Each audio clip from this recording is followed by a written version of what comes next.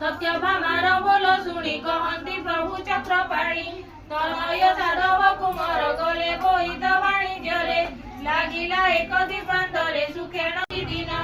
एति उतारू सात जाए घर संभाली दिन निये तो बोईकी पाली शांति क्षणावे हेरान करती सेवा करी न थाती नीति देखो गोदोई बर गति चेत स्वर्गर पथरी मध्य मनुष्य देह धरी सुंदर फणी मनोहर देखी ढोलिवे सुर नर चरण रंग अरविंद बेबिन शांति शतपद हेमंत तपई धड़ा ताहार सपदन लीला एही समय काल जानी स्वर्गरु होइला रमणी साधव द्वारे से मिलिला कपटे भिक्षा से मागिला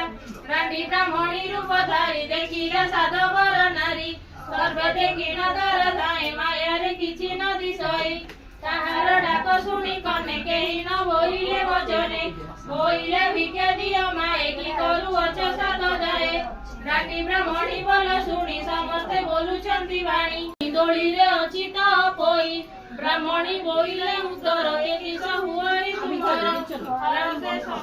हर से बोली सब जाए मोर नरम गो हुए सेवा करे एकारे महुआ चगल बचरु बाई बटी सल माई मानको खच कही अनेक शास्ति देवई